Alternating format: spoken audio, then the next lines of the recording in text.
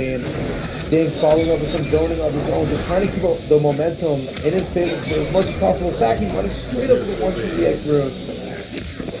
He's going to end up sending him full screen with the 1-4-1 into the bat. What's the miss? Run in forward 4. Oh, and a little bit of lag spike, custom drop his corner, and Dink in that leg, somehow able to hit confirm that into the trance. And let's see if he can finish his food here, and this is looking ugly connection-wise, but it doesn't matter because there's going to be mixes on deck. Oh, very nice tech grab there, and beautiful back one whip punish by Dink. Sacky had to break there. Oh my god, and we are just looking at the epitome of a blender right now. This is not going to kill, but the next setup will.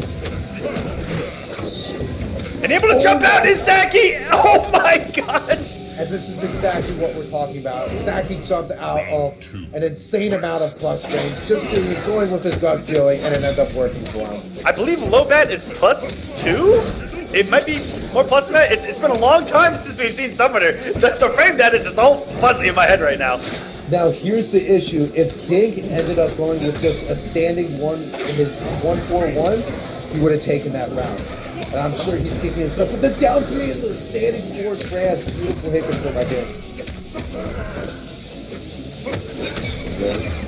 Standing 1 stagger in there, and Sacky trying to jump out of plus frames again in the corner. Finally got caught, but Dink not able to finish his meal there.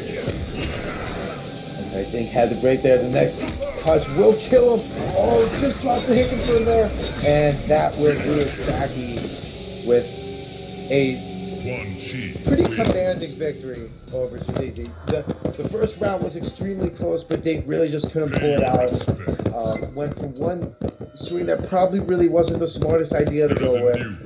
But knowing Dink, especially being a character specialist with Quan, he knows that he did wrong.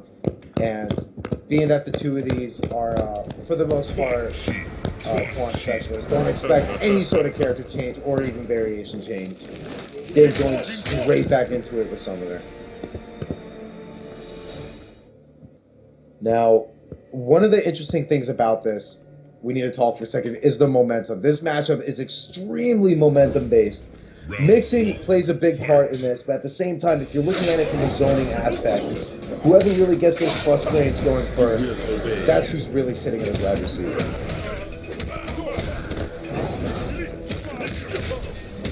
Here we go, getting opened up by the back 3 here.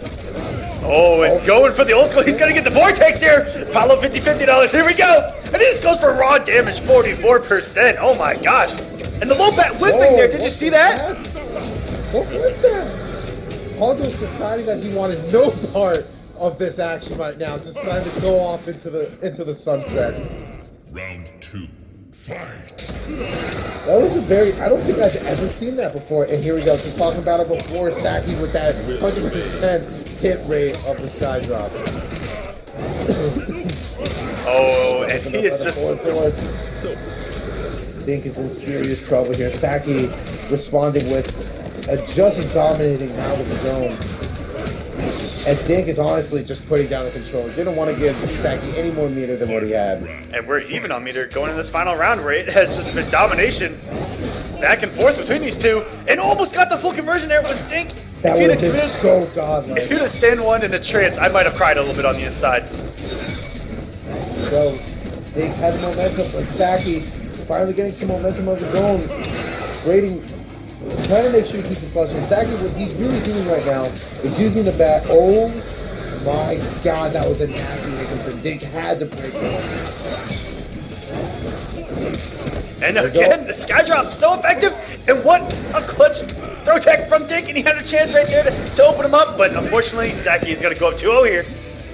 I mean, I've never been so shocked to be right about something in my life. I mean, Sacky is literally 100% hit success rate with those sky drops, man. It's something about him. He just knows when to do it, and he has that bat ready to go in case it gets blocked. But it has yet to be blocked. So Dink really needs to take a step back and think about a different way to approach this matchup, because what he's doing right now is not working. Maybe he needs to commit a little bit more to the mix. Just trust himself and our our God, our Savior, Lord Paulo, and just hope that some of that mix ends up working in his favor. Because the full screen game is really not paying out too well for a Dink. Oh, and a beautiful down 3 anti-air hit the frame with standing 4 in the trance. That is one thing that's one thing I've seen Dink do so well is that anti-air down 3 in the stand 4. He gets it every single time. And wow, just threw a raw rune and it looked like a stand 2 from Sacky, just completely whiffing Quan's body. That is a normal that Quan players do like to complain about. That stand 2 almost useless as he slaps the sky rather than his opponent. And we see Sacky in the blender to start us off. This is exactly how game number 2 started out for Dink. And we see now, every time Dink has a commanding round victory, it's due to mix. If he sits full screen, Sacky seems to have the upper hand there. So if he can keep Sacky in this corner and force him into the pancake mix, I mean, we could be seeing another potential game 5. More. But Sacky, with his amazing success rate on the sky drop. There you go, Dink opening up Sacky with that 4-4, keeping Sacky in the corner as much as possible. Sacky opting not to break, looking to probably get something going here with the meter that he has.